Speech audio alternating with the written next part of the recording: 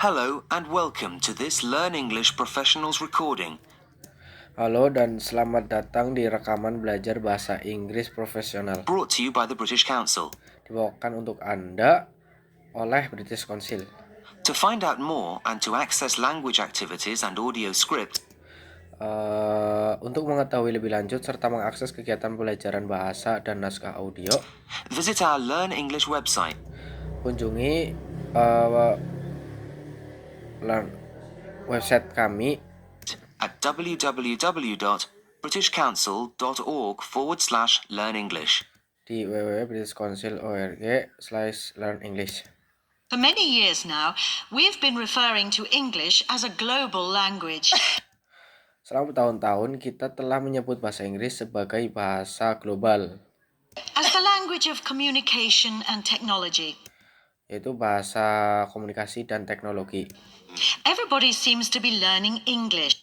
Setiap orang nampaknya belajar bahasa Inggris. And it isn't uncommon to see English being used as a means of communication. Dan sudah menjadi hal yang wajar bahasa Inggris digunakan untuk berkomunikasi Between, let's see, a German scientist and an Italian politician. Contohnya ilmuwan Jerman dan politis Itali. These days, if you don't know English, saat ini jika kamu tidak mengerti bahasa Inggris, you're in danger of being excluded from what's going on. Anda berisiko tertinggal dari perkembangan in education, at work, and especially in the world of technological advances. Di bidang pendidikan, dunia pekerjaan, dan terutama kemajuan teknologi. Very soon, dalam waktu dekat, English will be the second language of all the people in the world. Bahasa Inggris akan menjadi bahasa kedua bagi setiap orang di dunia. This is happening while I'm speaking to you.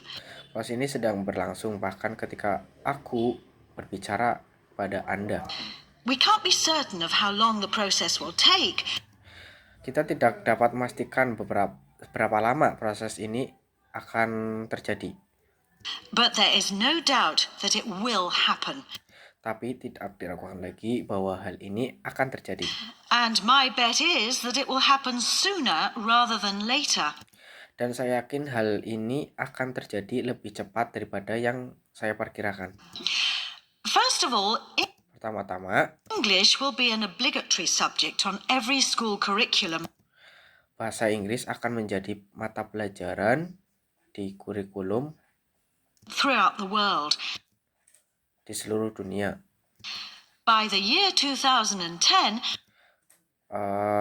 pada tahun 2010, around 2 billion people, sekitar 2 miliar orang, that's about a third of the world's population, atau sepertiga dari populasi di dunia, will speak English as their second language. Akan menggunakan bahasa Inggris sebagai bahasa kedua.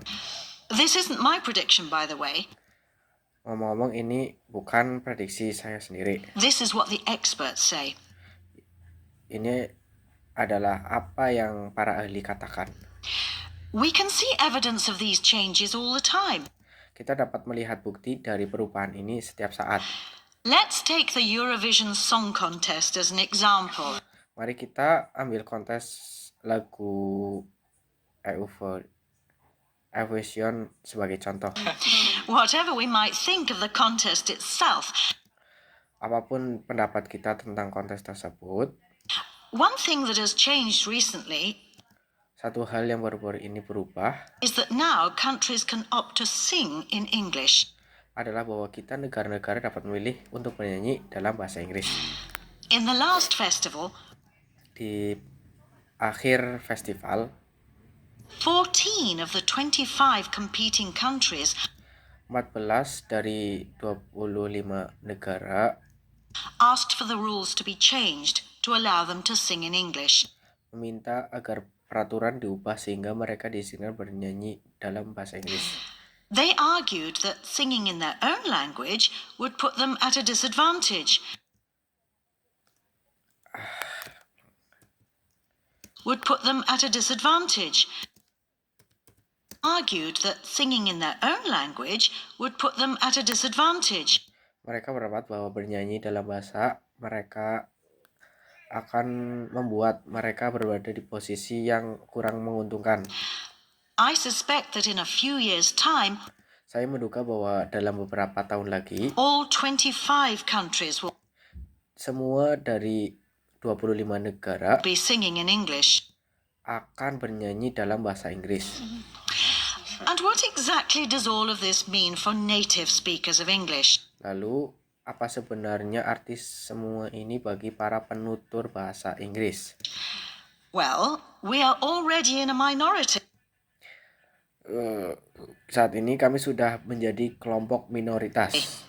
If the calculations are correct, then Jika perhitungan benar, in 10 years' time, maka dalam 10 tahun, majority speakers, penutur mayoritas, that is, non-native English speakers, yaitu bukan native bahasa Inggris, will outnumber native English speakers by 4 to 1. akan berjumlah 4 kali lebih banyak daripada penutur asli bahasa Inggris. The two most important Englishes Dua jenis bahasa Inggris yang paling penting nantinya won't be British English British and English American English. dan American English, There'll be native English melainkan bahasa Inggris and majority English. dan penutur mayoritas. So native English speakers will be handicapped. Jadi penutur asli bahasa Inggris akan berada dalam posisi yang kurang menguntungkan. We will be the only people in the world Kita akan menjadi satu-satunya orang di dunia who speak just one language. yang hanya berbicara satu bahasa. Because, let's face it, Karena harus diakui, there won't be much of a reason for native English speakers to learn a second language. tidak akan ada banyak alasan penutur asli bahasa Inggris untuk mempelajari bahasa kedua.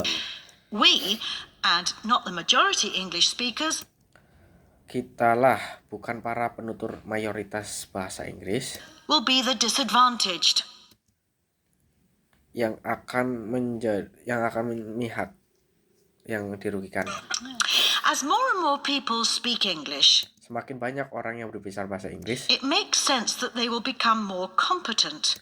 maka wajar jika mereka menjadi semakin mahir. They will start to control more of the English resources being produced.